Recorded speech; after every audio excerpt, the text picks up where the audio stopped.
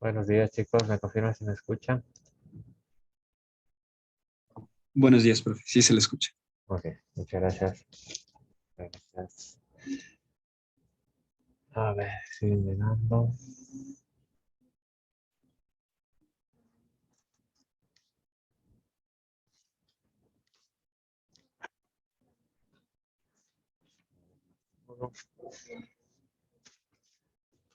Chequeando la pruebita.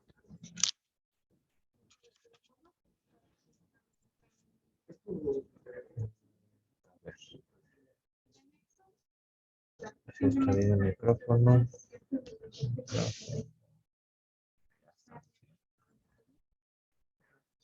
Ok. Entonces, los últimos minutos de la clase vamos a hacer la prueba. Y esta, como había comentado, pues vamos a avanzar un poco de materia, ¿no? Vamos a terminar el último ejercicio del capítulo 1 y vamos a empezar con el nuevo capítulo, ¿no? Relacionado con inducción matemática, recursividad, etcétera. ¿Sí? A ver, estamos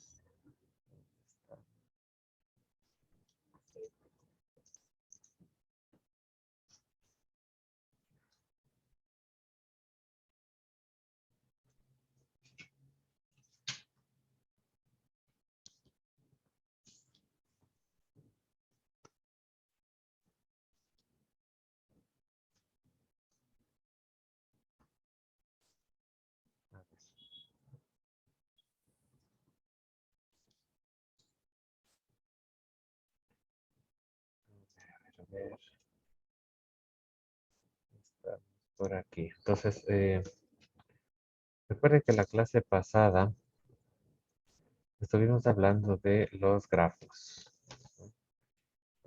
Y sobre algunos detalles por los cuales los grafos o la teoría de grafos es de mucha importancia en varios dominios actualmente. Y también pues estudiamos un par de propiedades de los grafos, como el grado de un vértice, el grado de un grafo.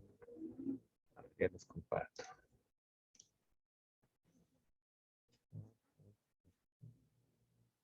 Aquí estamos. Esto. Y eso fue lo último que vimos, ¿no? Noten, o recuerden nuevamente que los grafos son representaciones de la realidad, ¿no? Son representaciones que tienen muchos significados dependiendo del dominio para el cual se esté aplicando o que se esté representando, ¿no?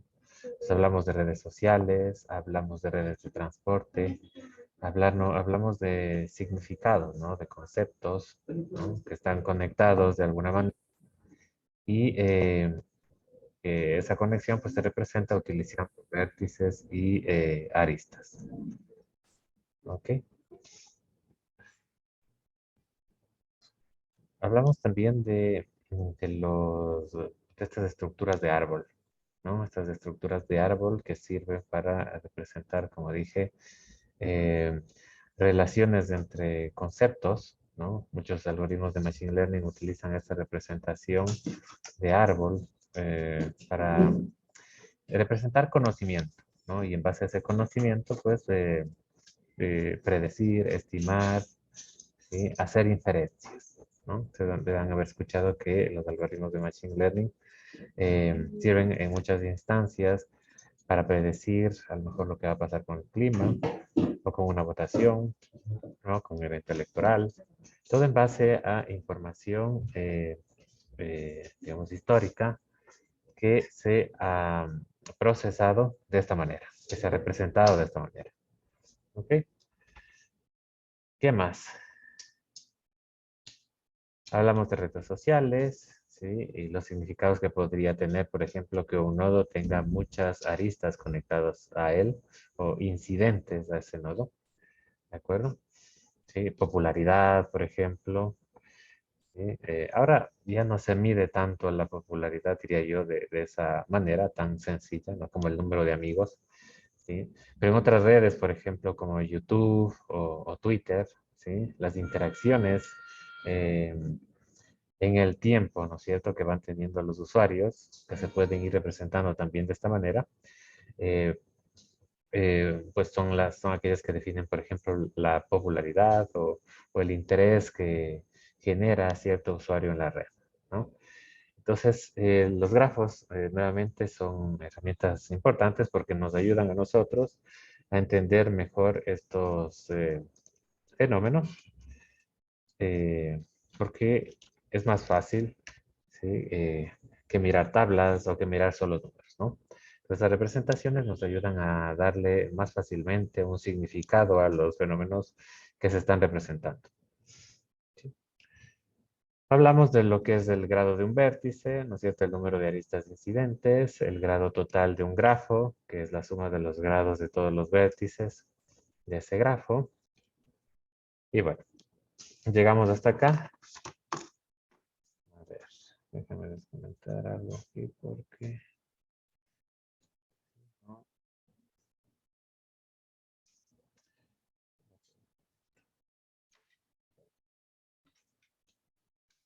tengo el lápiz. Ya, a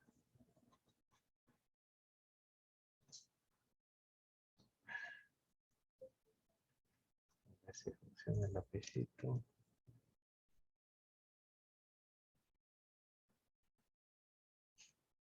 Ya, ahí estamos. Listo. Entonces, para terminar el estudio, la introducción, diría yo, a los grafos, ¿no es cierto? ¿Qué vamos a hacer?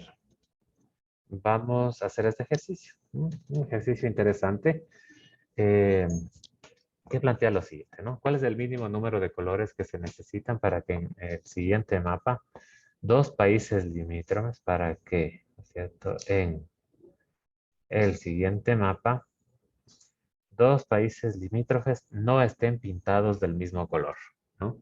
Entonces, si ustedes van a ver un mapa político, por ejemplo, ¿no es cierto? De un, eh, qué sé yo, de un país, ¿no? Donde están representadas las provincias, eh, cada una de ellas con distinto color, ¿sí? Van a ver que eh, dos provincias adyacentes, ¿sí? Es decir, que estén pegaditas, no tienen el mismo color, porque esto podría provocar confusión, ¿cierto? Evidentemente, la idea es diferenciar cada una de las provincias utilizando un color distinto y que dos provincias similares, digamos, adyacentes, tengan el mismo color, pues puede confundir. No puede parecer que estas dos, por ejemplo, que están pintadas del mismo color, sean una sola. Entonces, además, usualmente estos mapas políticos sirven para representar más provincias que colores ahí disponibles. Entonces, hay que jugar un poco con esto, ¿no? ¿Cómo organizamos los colores de estos, en este caso, países, ¿no? ¿Cómo organizar los colores de estos países de manera que dos países adyacentes o limítrofes no tengan el mismo color? ¿De acuerdo? Entonces, la solución a este problemita está planteada en términos de grafos, ¿sí? Representando, ¿sí? Representando eh, el mapa o los países dentro del mapa como si fuesen nodos, ¿no? Bueno, aquí ya tenemos lo que queríamos, lo que querríamos conseguir, ¿no es cierto? Miren, tenemos aquí cualquier par de países limítrofes está pintado de un color distinto, ¿de acuerdo? Y de esa manera pues se aprecia mejor la distribución de esos países. Entonces, ¿cómo llegamos hasta acá? ¿Sí? Pues, como dije hace un momento, representando ese mapa o esos países en nodos, ¿no? Entonces, cada país va a ser un nodo, va a ser un vértice, ¿se acuerdan? Va a ser un vértice. eh, este es el país A, luego tengo el país B, el país J, el país I, el país H, y así sucesivamente, ¿no? Entonces, miren, A es limítrofe con B, entonces dibujo una arista que une A con B, A con J también limítrofe, entonces todas las adyacencias entre países se representan como aristas en el grafo que estoy creando aquí. J con B también es limítrofe, J con I con H, Bueno, ya me quedó feo. J con H. P con H también. Y así, ¿no es cierto? Entonces, el resultado es el que vemos acá, ¿no? Un país representado como un vértice y cada adyacencia ah, o, o el estado de ese limítrofe, pues es representado como una lista. ¿De acuerdo? Entonces recuerden que la idea es pintar cada uno de estos países de manera tal de que si son adyacentes no tengan el mismo color, ¿sí? Es decir, por ejemplo, si pinto AA de color rojo, ¿sí? J y B no pueden tener ese color, ¿sí? Pero sí lo podrían tener C o D, bueno, ¿sí? Cualquiera que no sea adyacente a. ¿Ok? Entonces, para resolver este problema, si bien podríamos hacerlo haciendo prueba y error, pues ¿sí? Podríamos resolverlo haciendo prueba y error, hay un algoritmo, ¿sí? Un algoritmo que si ustedes ya han tomado la materia de programación, ¿sí? Ya sabrán lo que es, ¿no? Un algoritmo es un conjunto de pasos, de instrucciones que permite resolver un problema. Este es un problema, ¿sí? Y el algoritmo que planteamos tiene los siguientes pasos, ¿no? Para resolverlo. Ya, entonces, dice que para resolver este problema vamos a empezar por los vértices o países que tienen mayor cantidad de vecinos y no son adyacentes. ¿De acuerdo? Mayor cantidad de vecinos. ¿De acuerdo? Eh, bueno, básicamente aquí, ¿cuáles son los que tienen más vecinos? Son aquellos que tienen más aristas incidentes, ¿no? Recuerden, una arista que termina en un vértice se conoce como arista incidente a ese vértice. ¿Ya? Entonces, por ejemplo, aquí A tiene 2 aristas y J tiene 4. Y bueno, en general, si van de izquierda a derecha, van a encontrar que J tiene bastantes, ¿no es cierto? Tiene, junto con C y F, tiene la mayor cantidad de aristas incidentes, ¿no?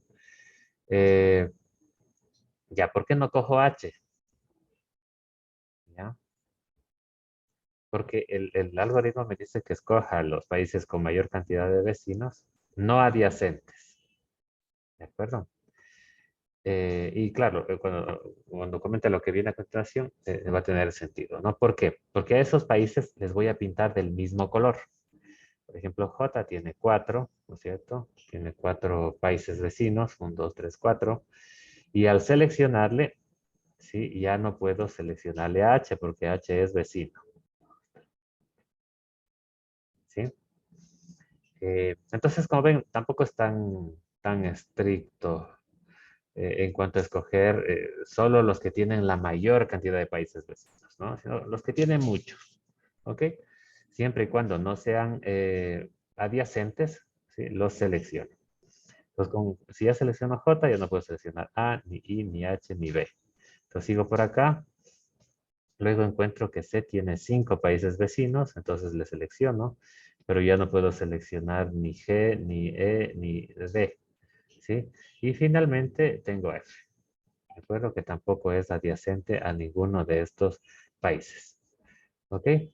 Entonces les selecciono y les pinto del mismo color. Como no son adyacentes, no hay ningún problema. ¿Ok? A ver, un segundito.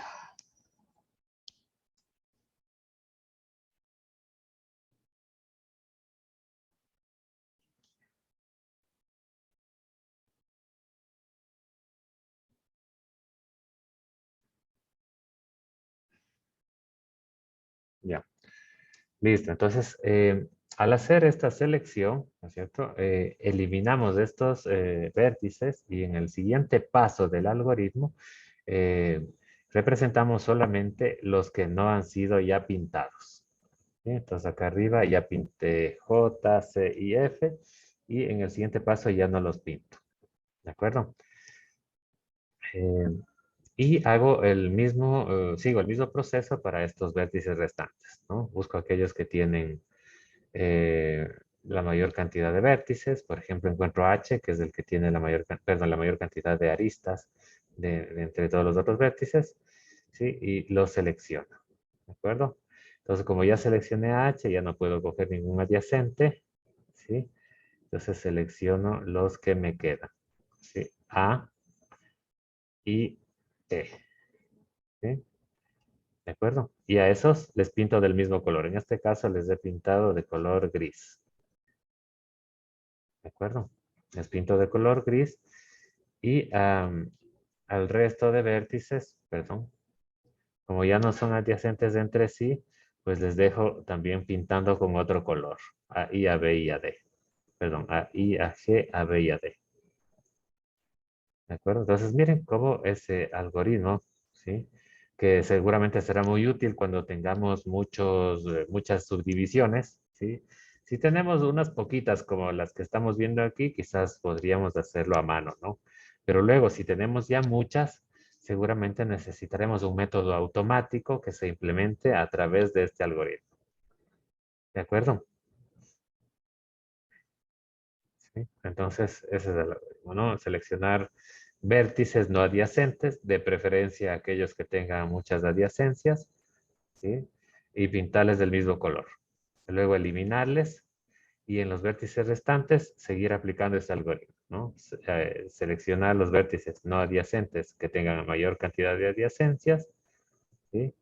Que tengan la mayor cantidad de países limítrofes y pintarles del mismo color, ¿sí? Y así hasta que tenga un conjunto de vértices asimismo no adyacentes que pueda pintar del mismo color, sin que incumpla la condición que se me planteó al inicio. ¿De acuerdo? Entonces, este es un problema súper sencillo que como se puede representar problemas mucho más complejos, ¿no es cierto? Relacionados con las redes, relacionados con el tráfico, ¿no? Etcétera. Aquí está la solución, ¿no es cierto? Recuerden que seleccionamos primero A, H y E, ¿sí? Luego J, a ver, no, primero fue J, C y F, luego seleccionamos A, H, A, H y E, y finalmente nos quedó I, B, G y D. ¿De acuerdo? Y les pintamos pues de esa manera. Finalmente tenemos un ejercicio muy parecido, ¿sí?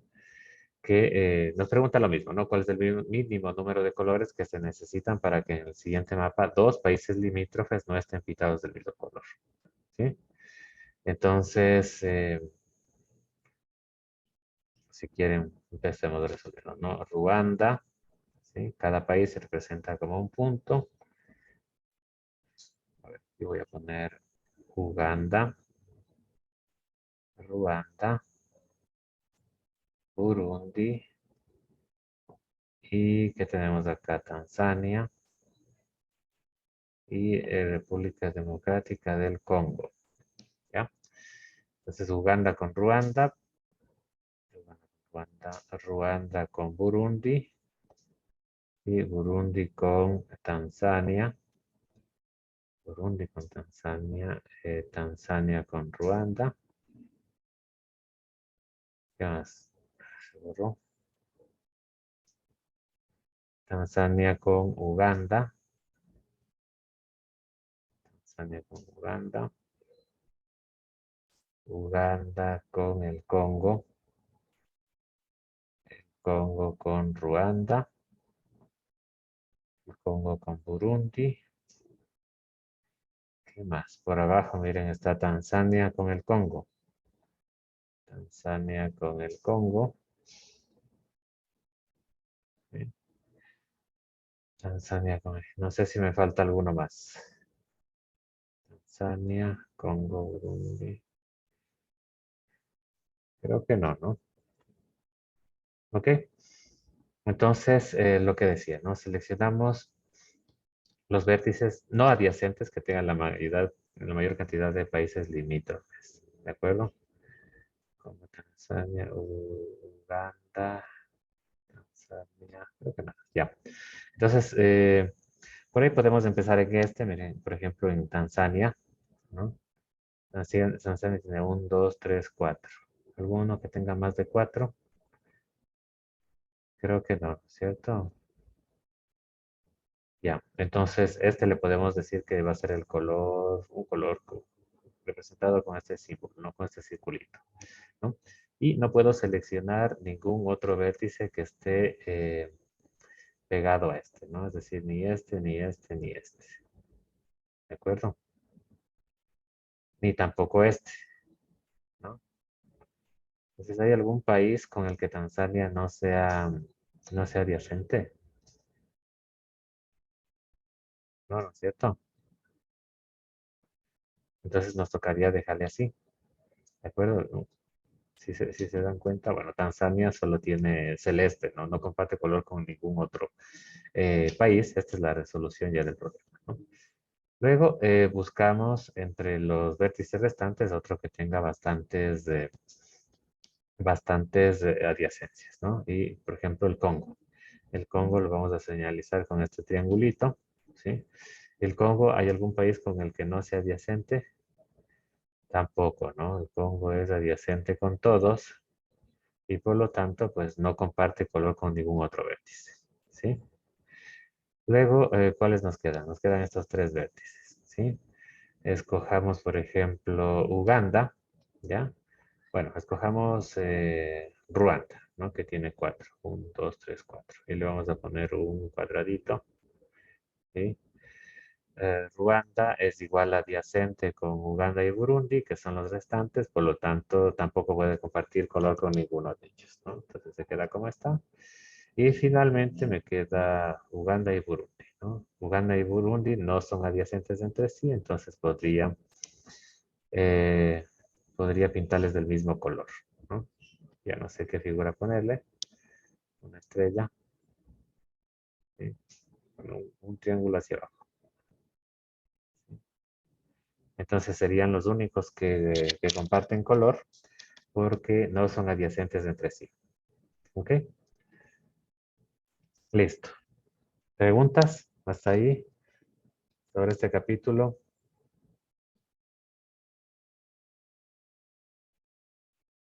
¿Inquietud?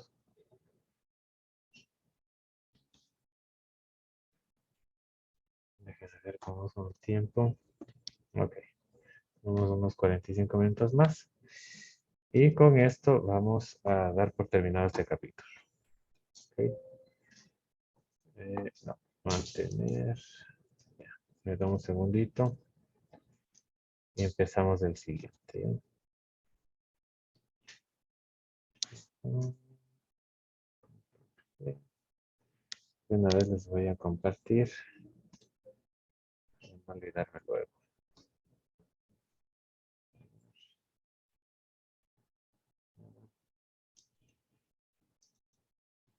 Ya, sí.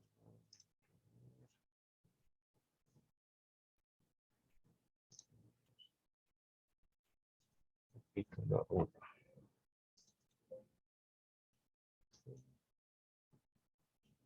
Listo.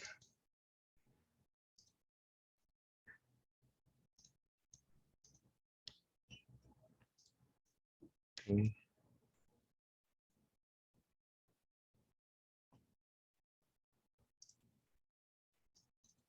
listo.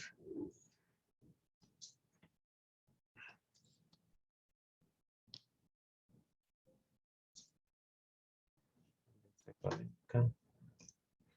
Listo. Entonces, el nuevo capítulo, bueno, aquí se llama capítulo 5 porque es el capítulo 5 del libro, ¿no? En realidad sería en nuestra nueva estructura el segundo capítulo, ¿no? Recuerden que los temas que acabamos de abordar están relacionados con los primeros 4 capítulos del libro de la bibliografía que les compartí al inicio de las clases.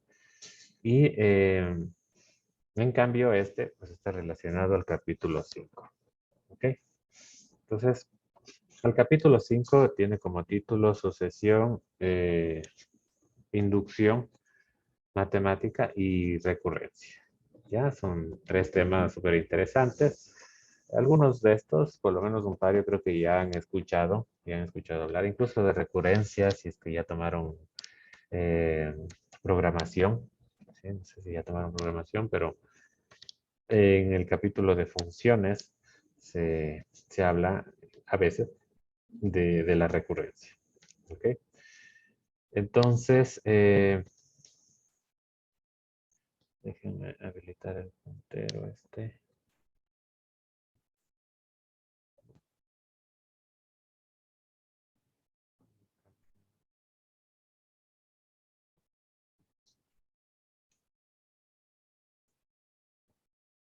Control L. Ya. Listo. Entonces, introduzcamos un poco algunos detalles interesantes relacionados con los temas que vamos a hablar, ¿no? Recuerden en general que la matemática está muy relacionada con el descubrimiento de patrones, ¿sí? Es decir, de eventos que se repiten, ¿no? ¿Por qué quisiera encontrar un patrón? ¿Sí? ¿Por qué quisiera eh, encontrar un evento que parece o que se evidencia que se repite en el tiempo, ¿no?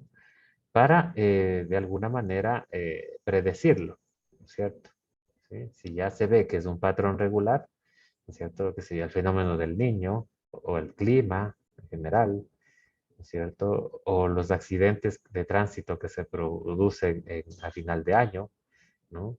Parece que a lo mejor tienen cierto patrón, ¿no? Entonces, del siguiente año yo puedo estimar que va a pasar algo similar y por lo tanto hacer algo para que no pase, ¿no? En el caso de, de este tipo de eventos negativos, ¿no? Que tiene que ver con problemas del clima y con accidentes de tránsito, por ejemplo, o accidentes en general, ¿no? Entonces, esa es una aplicación fundamental de la matemática, ¿no es cierto? Determinar qué, o descubrir, ¿no es cierto? O encontrar las características de esos patrones regulares eh, para predecirlos y tomar una decisión al respecto. ¿De acuerdo? Eh, ¿Qué más? En ese sentido, hay varias herramientas que nos permiten trabajar con esos patrones regulares. ¿De acuerdo? Una de esas herramientas, una de esas estructuras matemáticas es la sucesión, ¿sí? Que seguramente la conoce, ¿no? Eh, y esa es la principal estructura matemática que se estudia en el proceso, en el estudio de los procesos que se repiten, ¿no? Pero ya aplicados, ¿no es cierto?, en las herramientas, ¿sí? La herramienta que se usa para comprobar, ¿no? Porque puede ser que tengamos la intuición de que algo ocurre repetidamente, ¿no es cierto? Mm, Pero usted sabe, ¿no? El ser humano es un ser que tiene sesgos, ¿no? Dependiendo de cómo nos criamos, dependiendo de cuáles fueron nuestros amigos, de los colegios a los que asistimos, tenemos sesgos que nos inclinan a pensar de una u otra manera, ¿no? Bien o mal, pues de maneras diferentes, ¿ok? Entonces, aunque para nosotros a la vista aparezca un patrón, ¿sí? Para que tengamos la certeza de que ocurre, hay que comprobar, ¿sí? Nuestra suposición de que existe ese patrón regular. ¿De acuerdo? Entonces, para hacer esa comprobación sobre una sucesión o sobre un patrón, nosotros utilizamos la inducción matemática. ¿De acuerdo? Entonces, eso es lo que vamos a estudiar. Vamos a estudiar las sucesiones brevemente, también un poco más extensamente la inducción matemática a través de algunos ejercicios que vamos a resolver en clase. ¿Sí? Entonces, fundamental, ¿cierto? ¿Sí? Cualquier investigador que se precie, ¿sí? Bueno, no cualquiera, bueno, un número importante porque hay diferentes formas de demostrar estos patrones, ¿sí? Pero una de las principales es la inducción matemática. Miren que esto de los patrones no se aplica solamente a la matemática, sino se aplica a un montón de otros campos, ¿sí? Donde estos patrones que queremos demostrar que existen se evidencian, ¿no? En la biología, en la, en la sociología, en la historia, etcétera, ¿no? Entonces, ¿qué más? También se analizará en este capítulo el concepto o el principio del buen orden de los números enteros. Sí, esto a lo mejor le suena un poco novedoso, pero en realidad no lo es porque es lógicamente equivalente a dos formas de inducción matemática que vamos a estudiar y que algunas de ellas por lo menos ya les sonará, ¿sí? Y finalmente vamos a mostrar cómo se va a aplicar o cómo se aplicaría los métodos de inducción matemática para demostrar la exactitud de los algoritmos de computadora, ¿sí? Si ustedes han estudiado programación, creo que sí, creo que ya tomaron muchos de ustedes la asignatura de programación. Eh, Cuando resuelven un problema, ¿no es cierto? Cuando les dan un problema que quieren solucionar a través de un programa de computadora, ¿sí? Eh, Muy rara vez, creo yo, se ponen a pensar en si bueno, no, sí se ponen a pensar, ¿no? En si el problema, si el algoritmo, si el programa resolverá bien el problema que está siendo planteado, ¿no? Ustedes se lo plantean, ¿eso estará bien?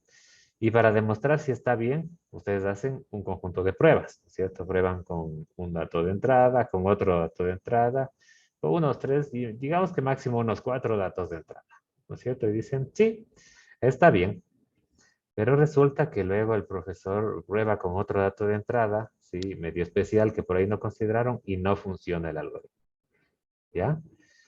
Entonces, en ese caso, el algoritmo, el programa, no es exacto, ¿no es cierto? Bueno, depende también de las condiciones iniciales que se hayan planteado, ¿no? A veces de un problema que queremos resolver con un programa de computador, no queremos resolverlo para todos los casos, sino para ciertos casos en particular. Entonces, cuando se plantea el problema, se dice, asuma que los datos de entrada van a ser de este tipo y no de este otro. Entonces, ahí estamos, eh, digamos, reduciendo el escenario.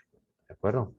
Pero en general, ¿no? Si quisiésemos que nuestro programa sea perfecto, en ese caso que planteaba en particular, el algoritmo o el programa no serían exactos, ¿no?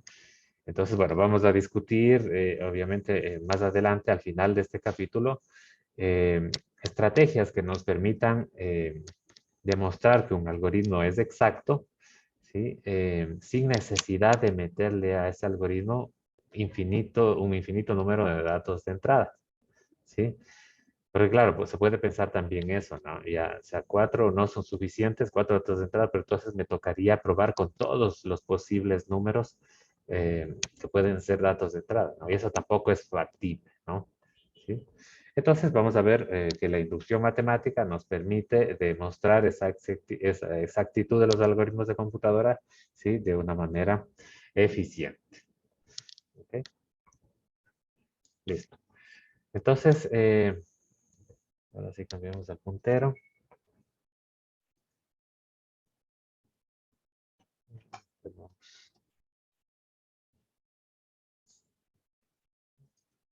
Ahí está. Puntero.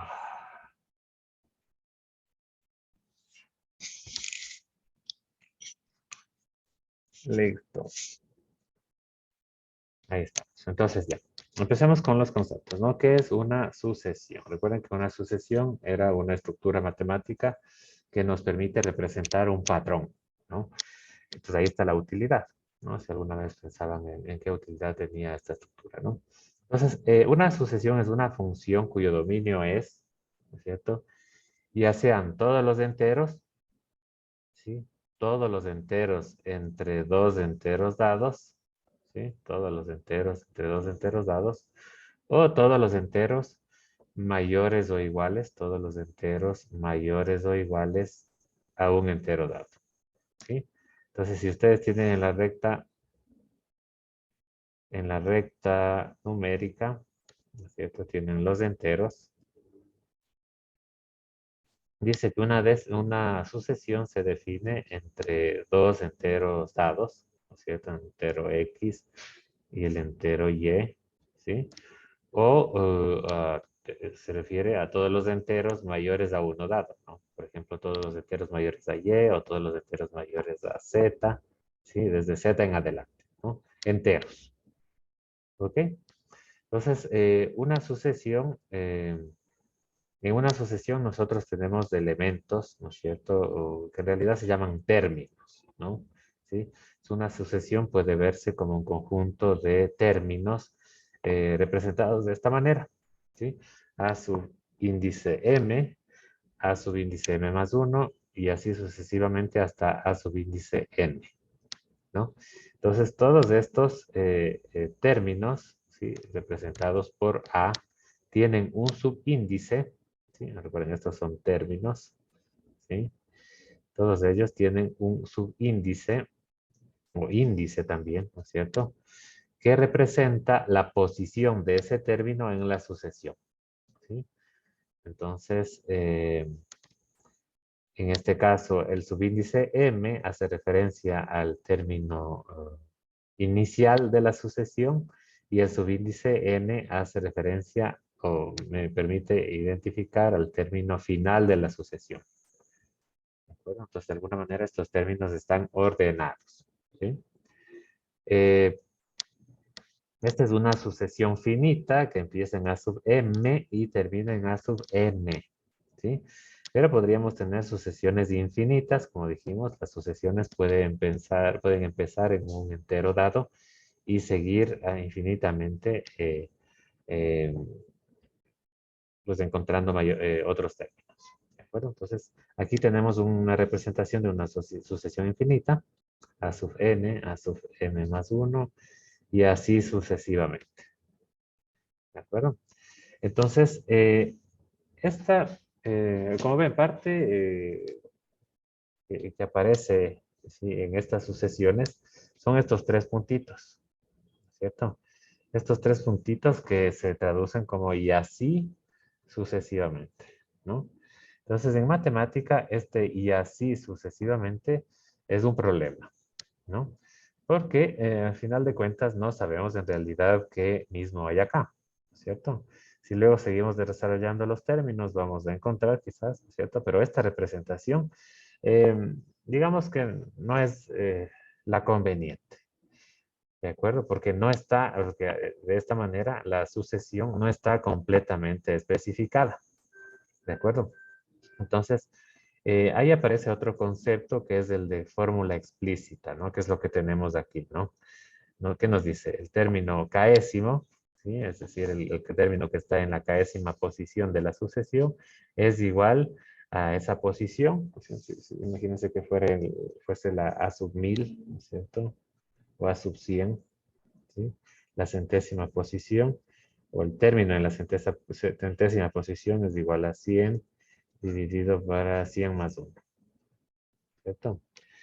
Y claro, ahí me permite calcular 100 sobre 101, ¿de acuerdo? Entonces, esta fórmula explícita, también llamada fórmula general, ¿cierto?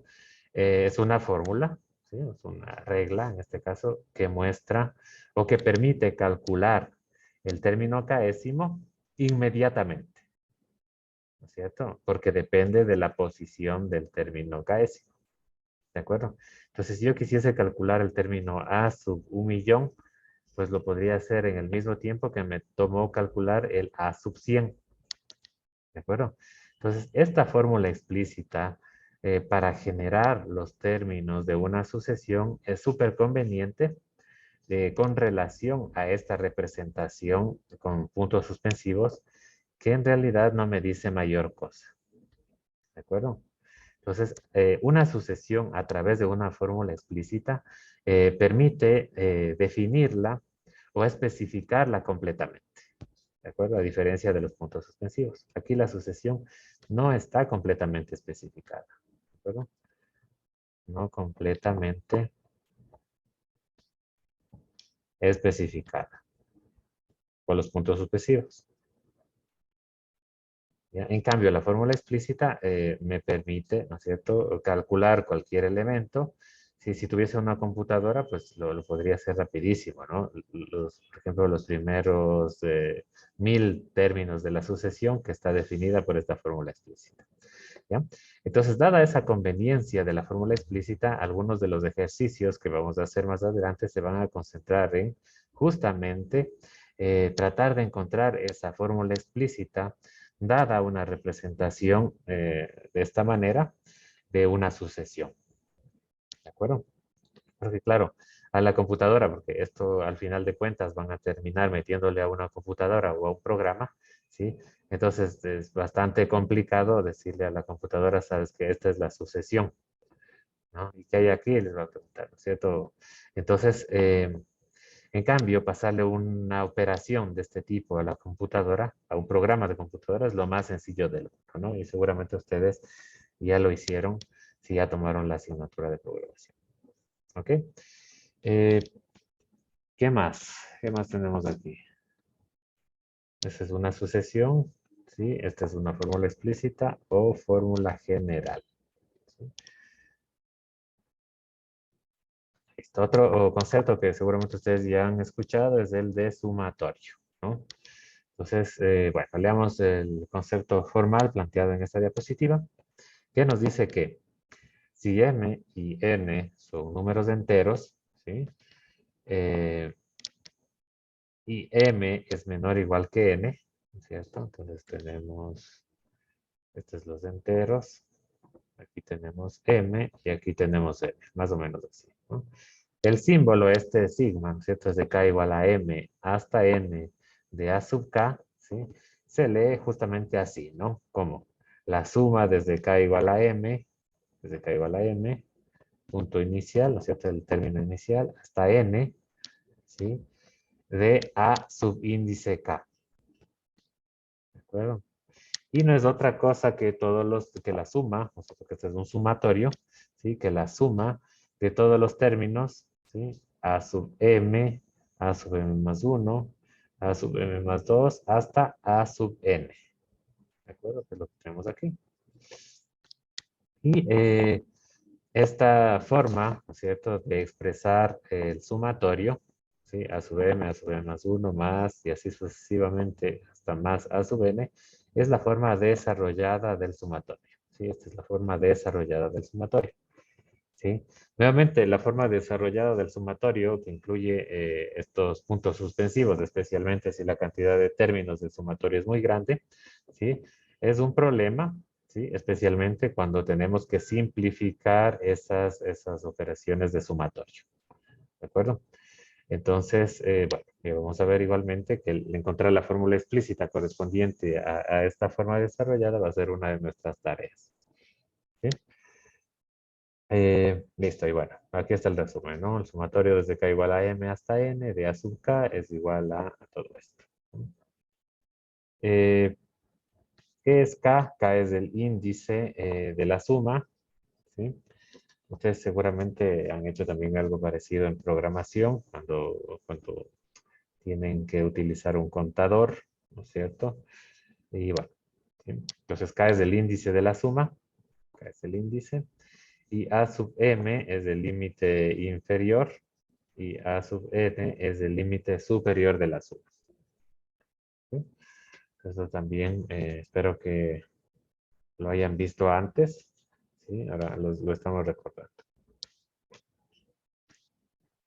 Pues acá tenemos un ejemplo donde se definen los 5 términos de un sumatorio, ¿no? Aquí no nos dice, pero bueno, son los términos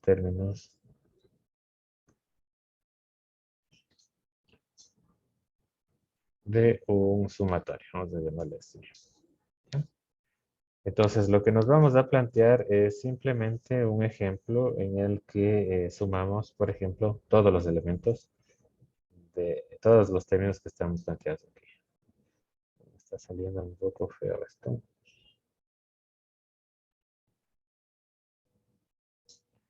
Ya, sumatorio desde el índice k es igual a 1, porque, bueno, aquí empieza en 1, ¿no es cierto? El índice.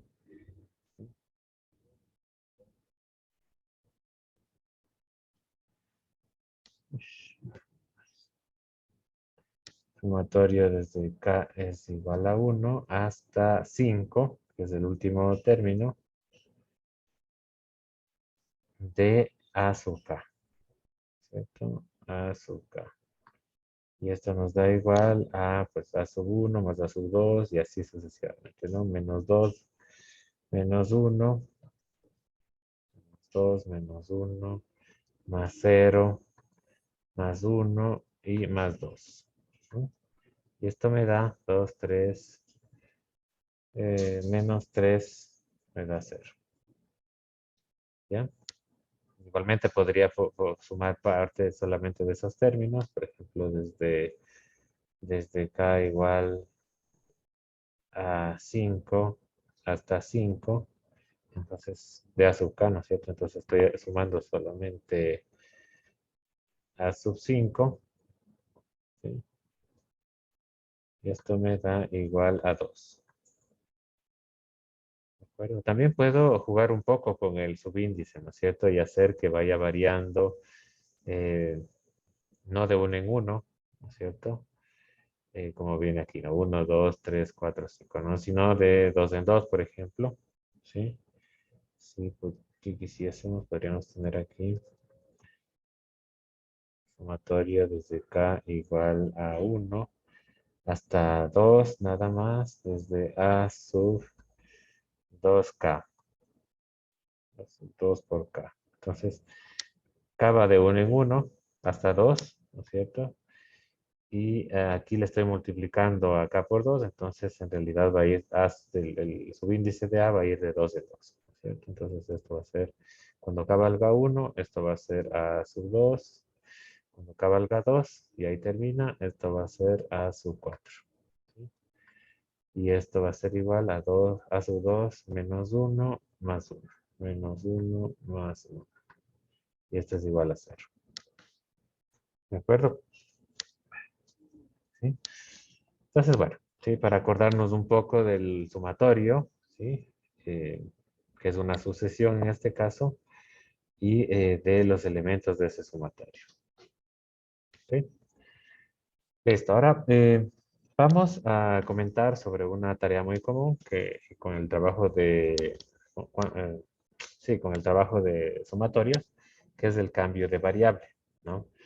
Entonces, ese cambio de variable a veces es útil justamente para simplificar las expresiones relacionadas con los sumatorios, ¿sí? Hay propiedades que se aplican al hacer operaciones entre sumatorios, pero a veces esas propiedades requieren que los sumatorios que estoy operando tengan los mismos límites, por ejemplo, ¿cierto? Límite inferior, límite superior, y si es que no lo tienen, pues podría tratar de cambiarlos sin que pierda sentido la expresión. ¿De acuerdo? Entonces, listo, ¿no? Imaginemos que queremos hacer el cambio de variable a la j, ¿no?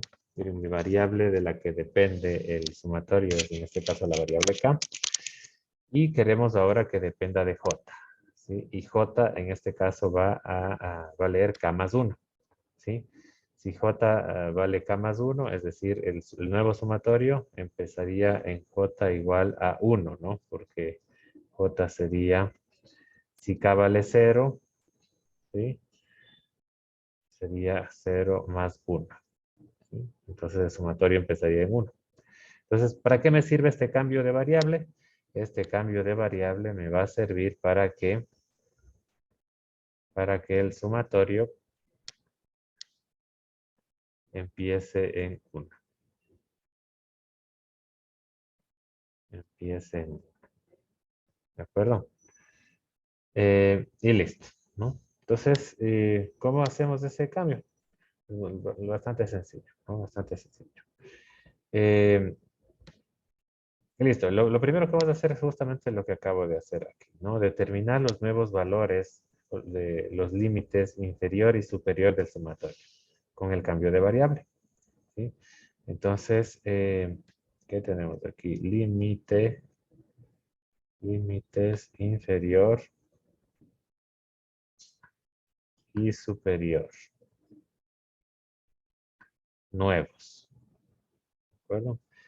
Entonces, el límite inferior, pues dependerá del límite inferior actual, ¿sí? Si k es igual a 0, que es el límite inferior actual, entonces el nuevo valor de j va a ser igual a k más 1, reemplazando el valor de k, esto me da 0 más 1, y esto me da igual a 1. ¿De acuerdo? O sea, el nuevo valor de j, el valor inicial de j va a ser 1, ¿no? ¿De acuerdo? Luego, el límite superior. El límite superior se da cuando k es igual a 6. A ver, ¿quién llega? Listo. Cuando k igual a 6, ¿no? Cuando k igual a 6, ya sabemos que j es k más 1. ¿Sí? Y esto va a ser igual a 6 más 1. ¿No es cierto? Reemplazando el valor de k. Y este es igual a 7.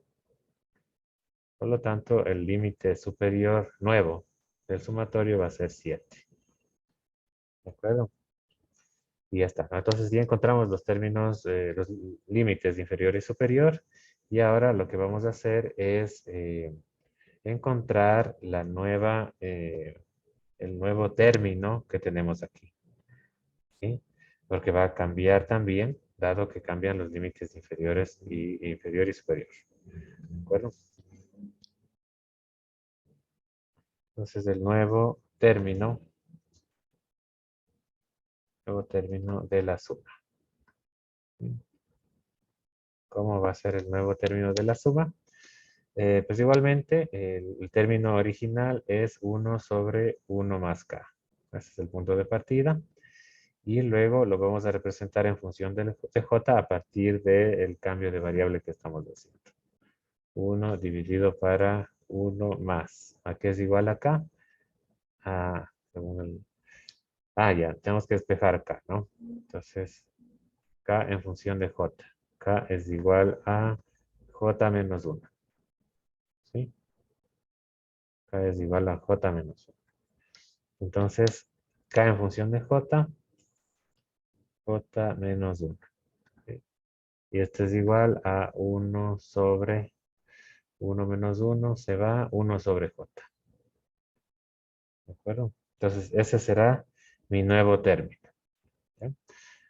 Ahora, no, las letras, las letras que utilicemos, ¿sí?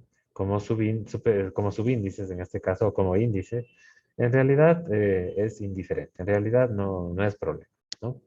Yo podría decir que el sumatorio desde k igual a 0 hasta 6, ¿sí?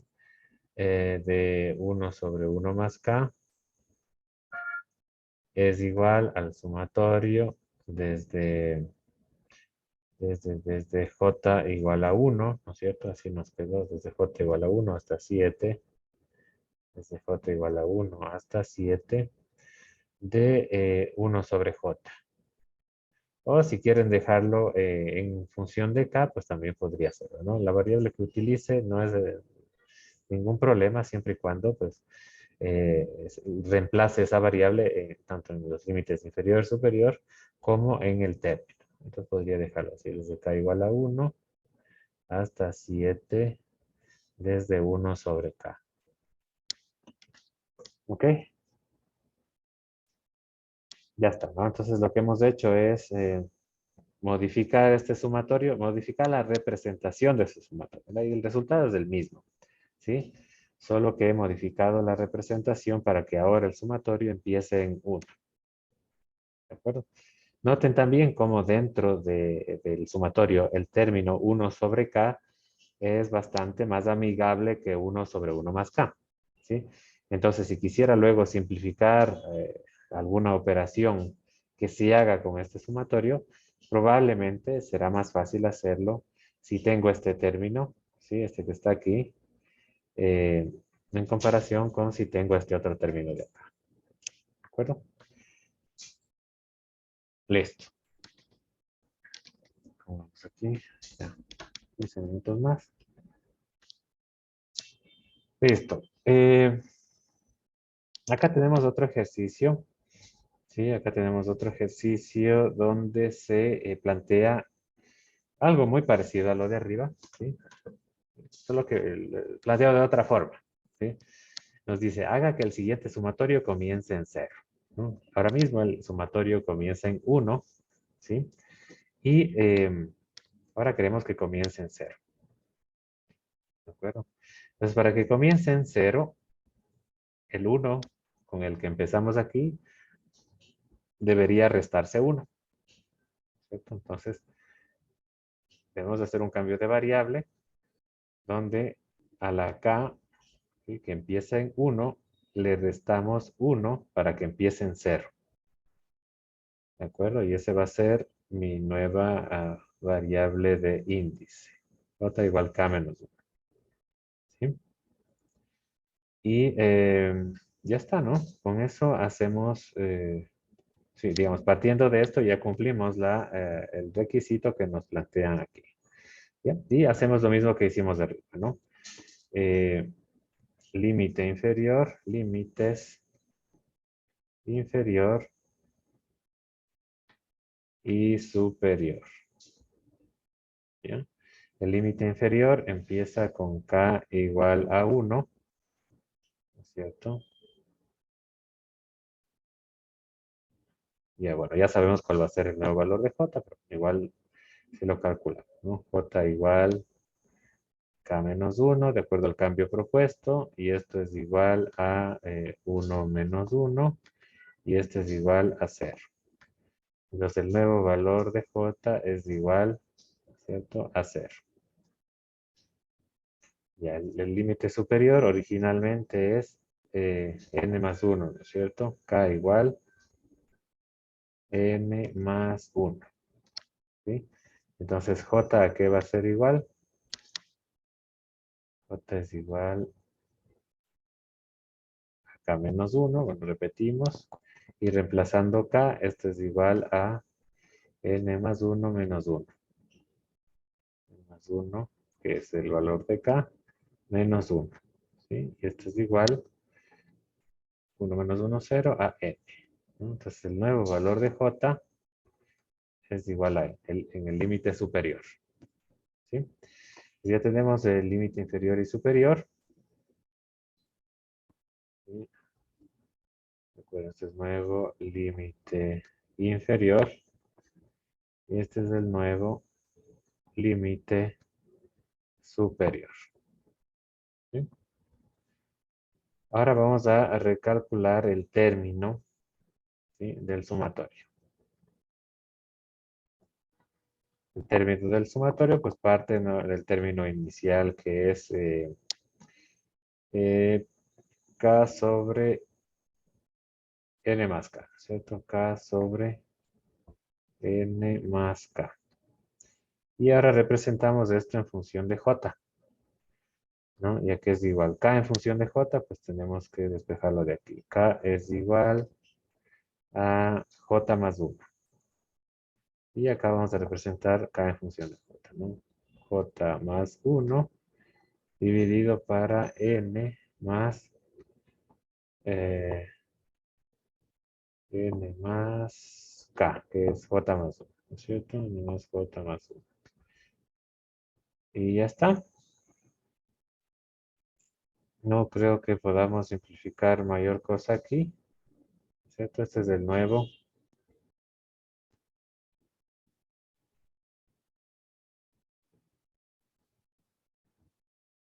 término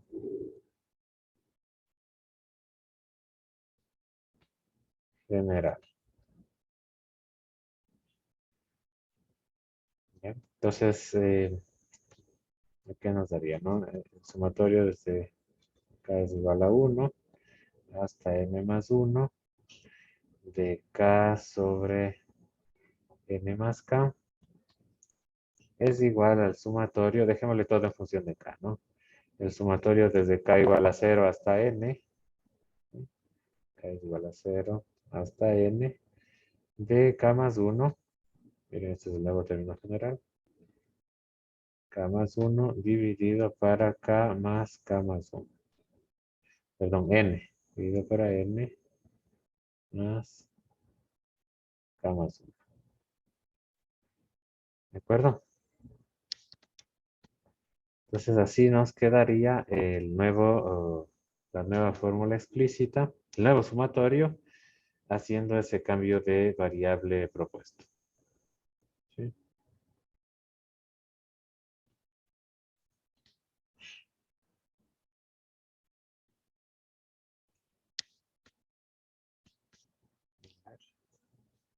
Listo. Un par de definiciones más y termino. ¿Ya? Entonces, otra definición importante, aparte del sumatorio, es la de producto o productorio, ¿no? Eso es un término un poco más raro, pero bueno. ¿Sí? Entonces, ¿qué nos dice? Sean M y N, dos números enteros, M menor o igual que N. Este símbolo se lee como el producto desde K igual a M hasta N de A subíndice K. ¿Sí? Entonces, es una sucesión de productos, ¿no? Básicamente.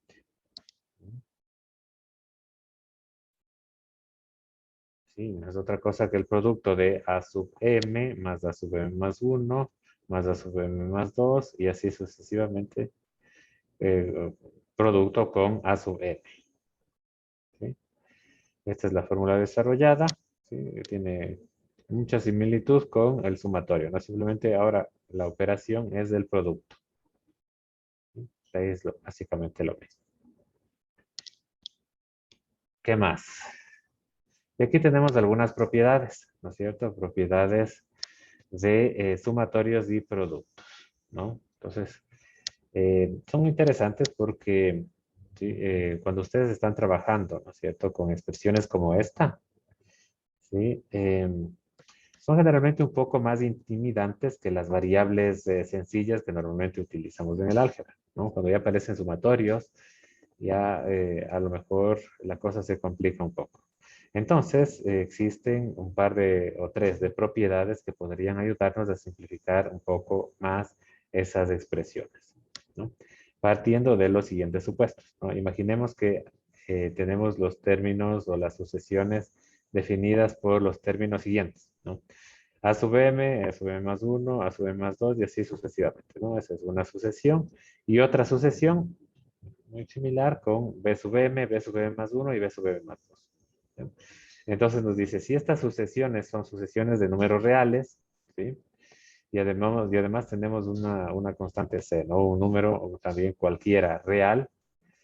Entonces, las ecuaciones siguientes valen para cualquier entero n mayor o igual a m. ¿Sí? Ya para cualquier término, ¿sí? Que esté dentro de esta sucesión, ¿sí?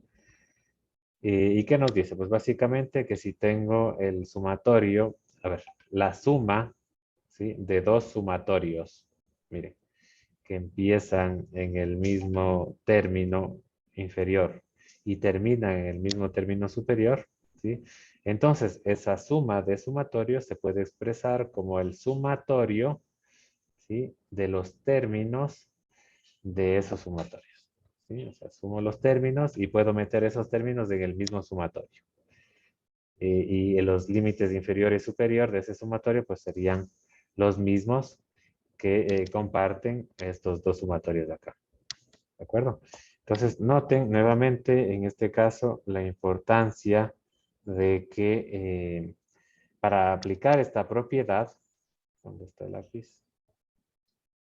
¿Sí? Para aplicar esta propiedad, ¿sí? La importancia de que los términos tengan los mismos límites, ¿no? Entonces, eh,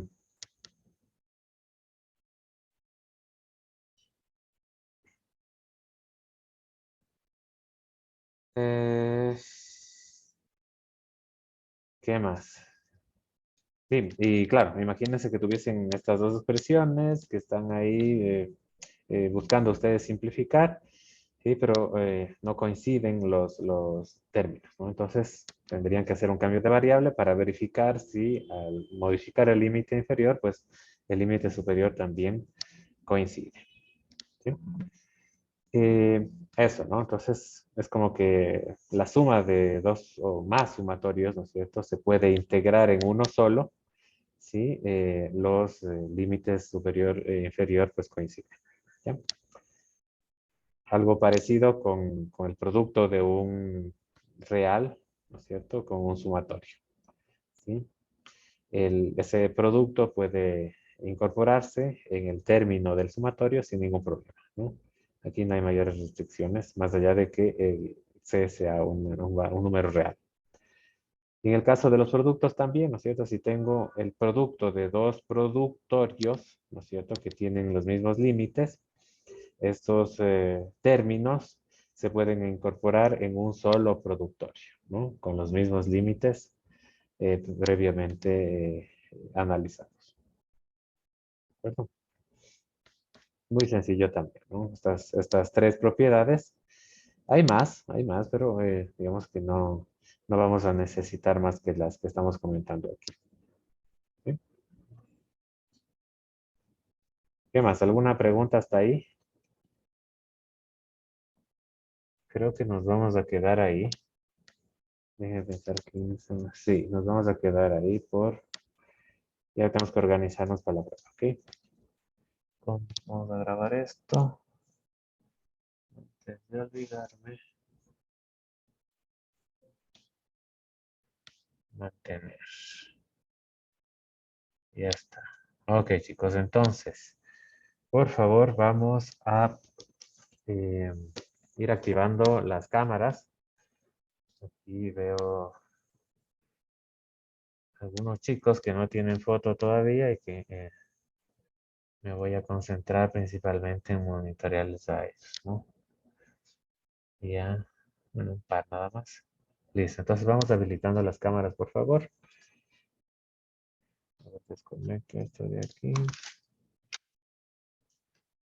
Vamos entrando al aula virtual también.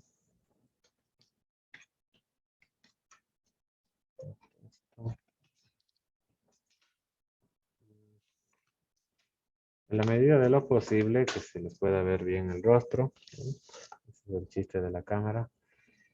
El área de trabajo, pues, ya eso es más complicado, pero ya saben que cualquier actitud sospechosa, pues, requerirá que ustedes habiliten el micrófono, pues, y bueno, igual tienen poco tiempo, ¿no? Así que son 15 preguntas, para lo cual tienen 23 minutos para responder. Sí, entonces la idea es justamente que tengan el tiempo estrictamente necesario para responder esas preguntas y para nada más. ¿Sí? Entonces vamos entrando al aula virtual que en un momentito les voy a habilitar la prueba. ¿Sí? Ah, como les dije en la clase pasada, las preguntas están muy relacionadas con lo que hemos visto en clase. No me invento nada, así que debería ser bastante sencillo para quienes estudian.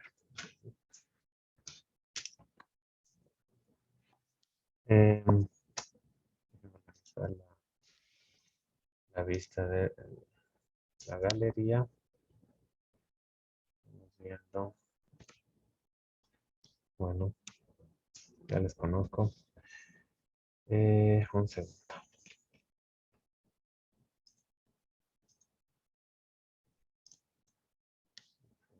¿Qué es lo que-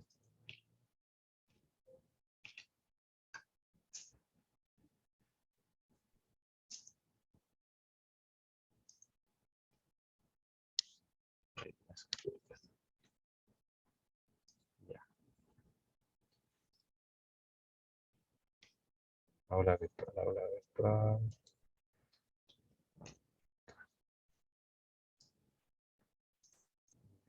Aula virtual.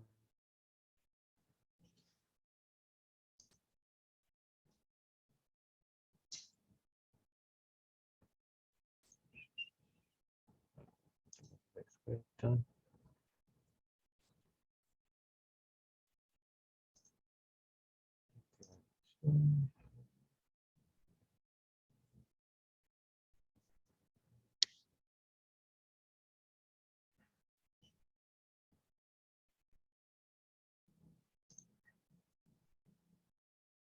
Y hay una sección que se llama evaluación. Ahí voy a habilitar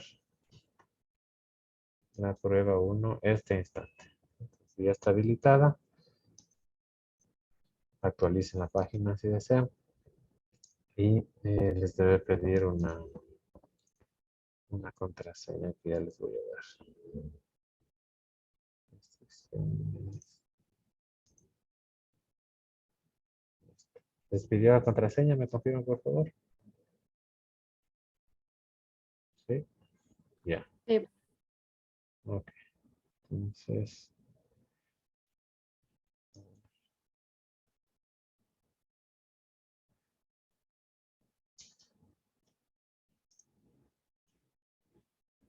ya. No se olviden, 23 minutos. Ya tienen 23 minutos para responder 15 preguntas. Ya, la clave es 22:56. 22:56.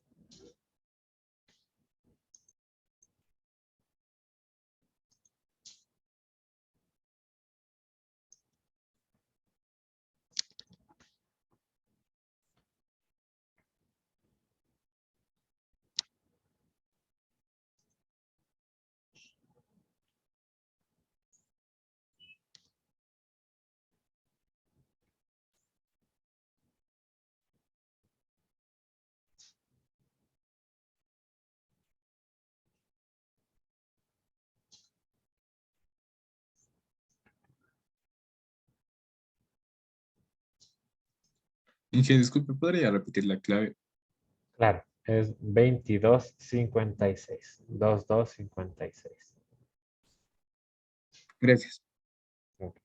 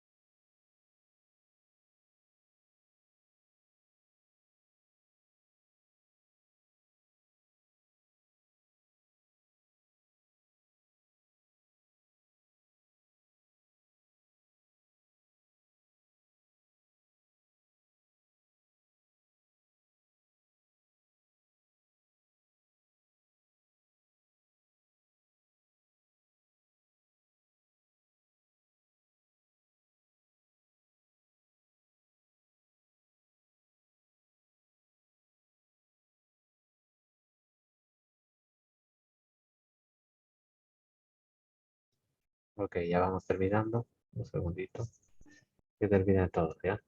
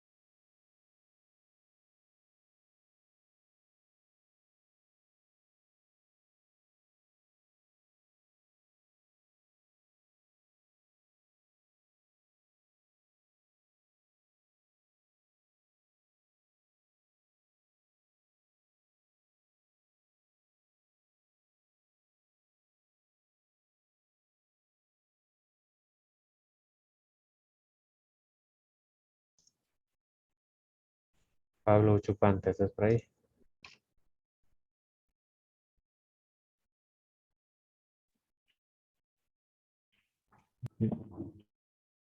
¿Qué pasó? ¿Por qué te conectaste tan tarde?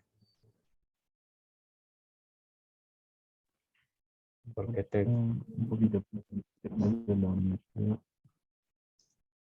No te escucho nada?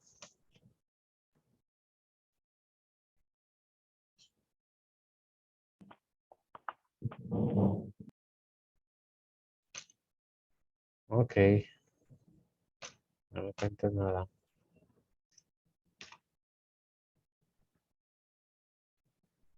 Sigues aquí. A ver, déjame ver.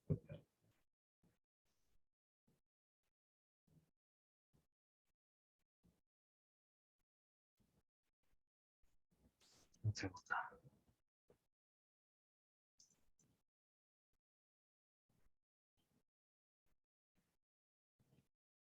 Hasta la fecha.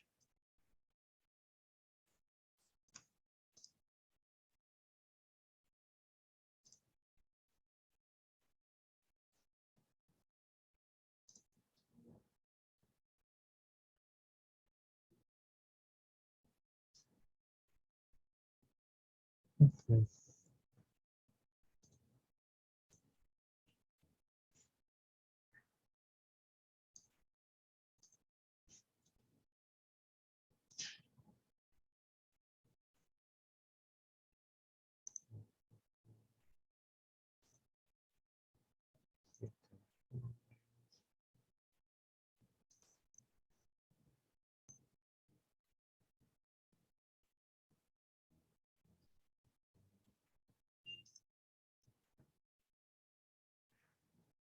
Bueno, te voy a poner, voy a tener que hacer algo contigo ahí, ¿no?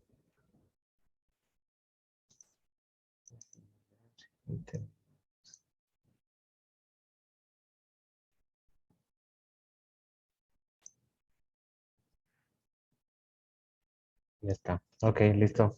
Chicos, muchas gracias. Em, voy a habilitar la revisión hasta, hasta hoy a las 6. Ok.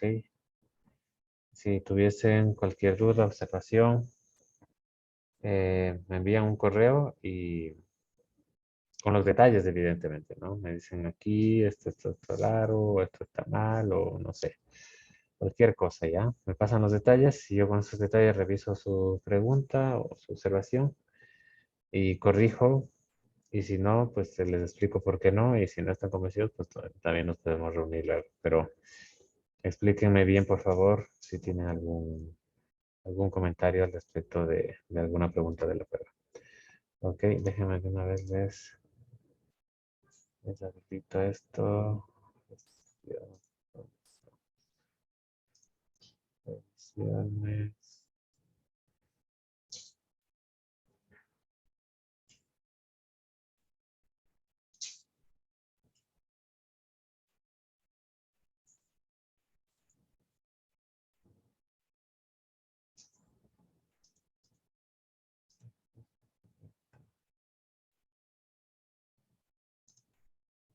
Ya está, chicos. Ya está habilitado. Ok. Entonces, ya saben. Cualquier duda, me escribe. Nos vemos en la siguiente clase. Gracias.